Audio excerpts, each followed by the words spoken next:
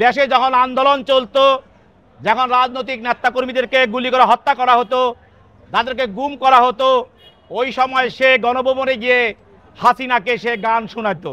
গান গেয়ে সরকারের লক্ষ লক্ষ টাকা, কোটি কোটি টাকা সে অবৈধভাবে সে হাতিয়ে নিত।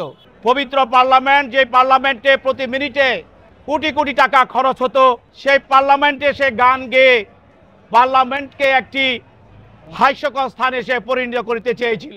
আজকে ঢাকার সিএমএম আদালতে ফ্যাসিস্ট হাসিনার অন্যতম একজন সহযোগী মানিকগঞ্জের সিংগাইরের অবৈধ ভোটচোর এমপি মমতাজ বেগমকে একটি হত্যা মামলায়, যাকে আপনার শিল্পী মমতাজ হিসেবে চিনেন, তাকে মিরপুর থানার মডেল থানার একটি হত্যা মামলায় তার বিরুদ্ধে 7 দিনের রিমান্ড প্রার্থনা করেন। বান্ডেল থাকলে প্রতি সেনমানিতে টাকা বাঁচবে। বিকাশ সেনমানি বান্ডেল কিনে জিতুন প্রতি লেনদেনে। এই হত্যা মামলা বৈষম্য বিরোধী ছাত্র আন্দোলনের সময় 19/7 তারিখে মিরপুরে সাগর নামে আন্দোলনকারী একজন ছাত্র, তার শরীরে পিঠে গুলিতে সে নিহত হয়। এই মামলায় আজকের যে আসামি মমতাজ, সে একজন এজাহার নামী আসামি। আপনারা জানেন যে বাংলাদেশে এই শিল্পী মমতাজ 15টি বছর ফ্যাসিস্ট হাসিনাকে তার প্যাসিজম রক্ষা করার জন্য তাকে বিভিন্নভাবে, তাকে নির্লজ্জভাবে তাকে সহায়তা করেছে এবং সে গানের নামে সারা বাংলাদেশে সে প্যাসিস্টের পক্ষে গান গেয়ে এই প্যাসিজম শেখ হাসিনার পক্ষে সে মানুষের মধ্যে এবং মানুষের বিরুদ্ধে সে কাজ করেছে।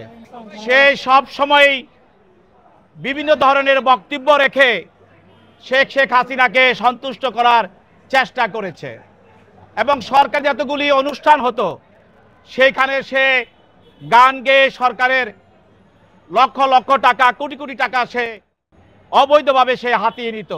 পবিত্র পার্লামেন্ট, যে পার্লামেন্টে প্রতি মিনিটে কথা বলতে গেলে বা সময়ে বাংলাদেশের কোটি কোটি টাকা খরচ হতো, সেই পার্লামেন্টে সে গান গেয়ে পার্লামেন্টকে একটি হাস্যকর স্থানে সে পরিণত করতে চেয়েছিল এবং সে শহীদ রাষ্ট্রপতি জিয়াউর রহমানের শহীদ নাম নিয়েও সে তার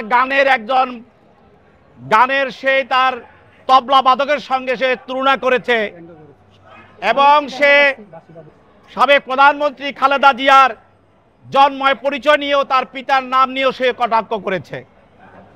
এছাড়াও সে সরকারের টেন্ডারবাজি এবং অবৈধভাবে বিভিন্নভাবে সরকারের বিভিন্ন জায়গায় হাতিয়ে হাজার হাজার কোটি টাকা সে লোপাট করেছে এবং সে শুধু শিল্পীর নামে সে ফ্যাসিস্ট হাসিনাকে এবং হাসিনার এই প্যাসিজমকে ত্বরান্বিত করার জন্য সে বিভিন্নভাবে মানুষের মধ্যে বিদ্রুপ এবং বিরোধী রাজনৈতিক দলের নেতা কর্মীদেরকে হত্যা, ষড়যন্ত্র এবং তাদেরকে আয়নাঘরে তাদেরকে ক্রস ফায়ার দিয়ে হত্যা এবং গুম করা, সব বিভিন্ন রাজনৈতিক হয়রানিমূলক মামলা, এইসব বিষয়েও সে প্রায় মিডিয়াতে বক্তব্য রাখত, পার্লামেন্টে কথা বলতো।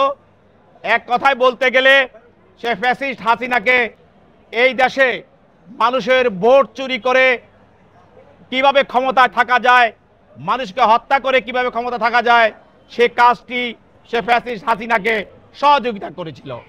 দেশে যখন আন্দোলন চলতো, যখন রাজনৈতিক নেতাকর্মীদেরকে গুলি করে হত্যা করা হতো, তাদেরকে গুম করা হতো, ওই সময় সে গণভবনে গিয়ে হাসিনাকে সে গান শোনাতো এবং হাসিনার মনোরঞ্জন করাই ছিল তার প্রধান এবং একমাত্র লক্ষ্য।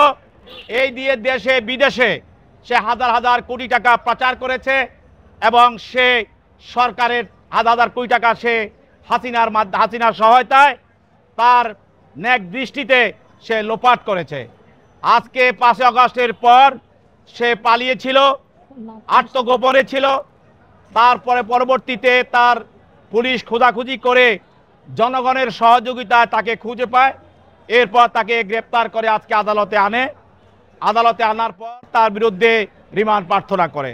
তার পক্ষে তার আইনজীবী ওকালতনামা দিয়েছে এবং জামিন শুনানি করার জন্য জামিনের দরখাস্ত দিয়েছিল এবং তিনি তার বক্তব্যে জামিনের দরখাস্ত মোতাবেক তার জামিনের প্রার্থনার বক্তব্যটি তিনি তুলে ধরেছেন এবং উভয় পক্ষের বক্তব্য শোনার পর বিজ্ঞ আদালত এই মমতাজকে, শিল্পী মমতাজ অবৈধ এমপি এবং হাসিনার ফ্যাসিস্টের পদলোহনকারী এই অবৈধ এমপি মমতাজকে 4 দিনের রিমান্ড মঞ্জুর করে তদন্তকারী কর্মকর্তার নিকট জিজ্ঞাসাবাদ করার জন্য অনুমতি প্রদান করেন।